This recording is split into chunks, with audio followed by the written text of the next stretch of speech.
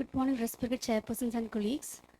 Today I'll be presenting a study titled Topographic and Aberrometric Changes Following Corneal Collagen Cross-Linking in Keratoconus with a minimum pachymetry of 400.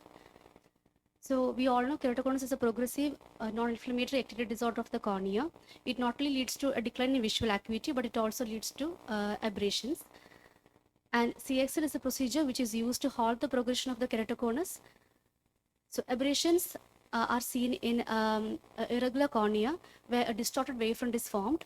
In a normal eye, they are focused and gives rise to a sharper image. So this is a Zernike order giving a few examples of aberrations. And this is a topography map showing a keratoconic eye.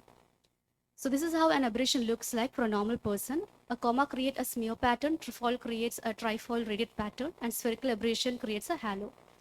So our objective was to evaluate the changes in these aberrations post CXL in eyes with a minimum pachymetry of 400 micrometer 6 months after the procedure.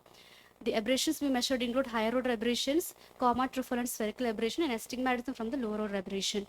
Other indices which are normally evaluated were also considered, like average K, average cylinder, pachymetry, strain ratio, and symmetry index front.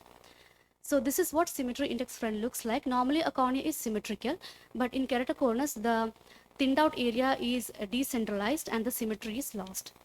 And strain ratio is proportional to optical quality. So this was a retrospective observational study with a sample size of 30 eyes with 6 months follow-up. Data source was a Sirius topography system, and a p-value of less than 0.05 was considered significant. So coming to results and discussions. So when we compare the topographic indices before and after C3R, the both thinnest pachymetry and apex thickness showed significant reductions. It caused a slight but significant flattening of the corneal curvature of the procedure. There was a significant reduction in average cylinder at the central 3 mm zone. This table compares the preoperative and postoperative aberrations measured in the study participants.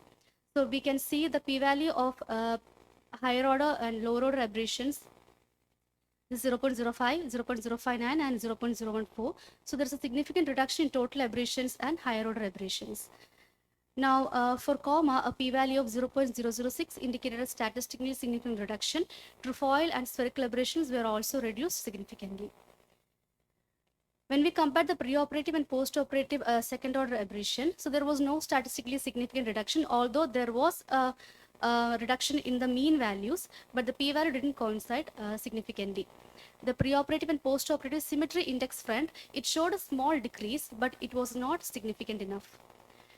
When we compare the strain ratio, which is proportional to the optical quality, we saw a mild reduction, but that was also not significant. So this is the images taken from our topographer, which compares the optical quality of the patient. So when we see, we can see that the lines the patient can read did not improve. The lines remains the same, but the clarity has improved.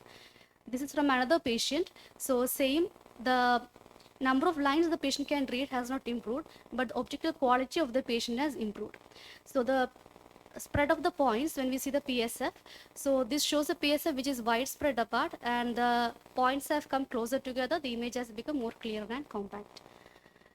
So to conclude, we saw a significant reduction in higher order aberration, but no significant reduction in the average cylinder. There were no significant changes in strain ratio and symmetry index front. So when we compared with other studies, we saw a similar reduction. The reduction in the spherical aberration in this study, this is a false, this is an over exaggeration because there is a flip in the flip from positive to negative value, but our study coincides with a average decrease which we usually see in a common population. So other studies also show similar results with a decrease in aberrations. But when we see the preoperative and postoperative strain value and symmetry index front, other studies also show a similar results as ours, because strain ratio does not just depend on just higher order aberrations, it also depends on the posterior cornea curvature and lower order aberrations also. And the amount of reduction in higher order aberrations were not huge enough to make changes in the strain ratio. To conclude, there were significant reductions in HOAs. There is a dual benefit of CX in halting progression, also enhancing functional vision by producing much clearer vision. There is a better quality for the patient in day-to-day life. And because these are younger patients, they may opt for future refractive intervention, and they preserve the candidacy of the patient. Thank you. Thank you, Sandton. It's good to see you after Okay. Yes, sir. But Sandra, when you say HOS were reduced, did you look for any other HOS that increase after CXL? Because when you cross-link cornea, it alters the keratometry and also some healing do occur, cross-linking. So that is bound to induce some new Yes, aberration. yes, So yes. did you look for that in your study? Yes, sir. I compared it, but in among the 30 eyes, maybe very few eyes, less than 10 eyes had this mild increase in trefoil. So I have not taken that into consideration. Next time you look for that also, Yes, है sir. ना? That Yes. will be a good study. And second, what was the average follow-up in your patients? Sorry, sir. Average follow-up, post-op follow-up when you 6 months, sir.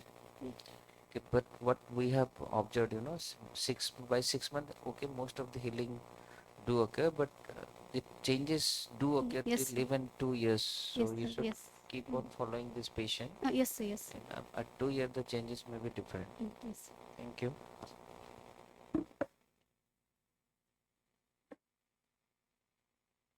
Um, Good study.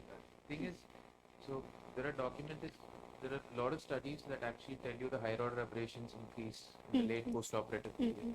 The initial reduction is normal. It's because of the corneal flattening. That's already described. So the flattening will occur no matter what. When you do CXL, you do see, and it's an exaggerated flattening, right? Yes. So, Yes. but the cornea regenerates, keratocytes regenerate. So when that happens over a period of time, you will notice that these patients will start coming back as you start taking the same patient, the higher order patients will come back to what it was earlier. The keratoconus is a perpetual process, and unless you actually treat the cornea in terms of shape modulation, whether you do a stromal augmentation or whether you do a DAC or a TK or whatever, the higher order aberrations do not actually decrease throughout a period of time. This initial higher order aberrations that you've shown now, the decrease is transient and they will come back over a period of time, and that would actually make for a better study. So you can actually show how it goes over a period of Yes. time, but this will not be permanent. This will Yes. go away. So no matter what you do, it will all those higher order operations will come, flying back very quickly. Thank you, sir. That was the last presentation. Thank you all presenters and judges.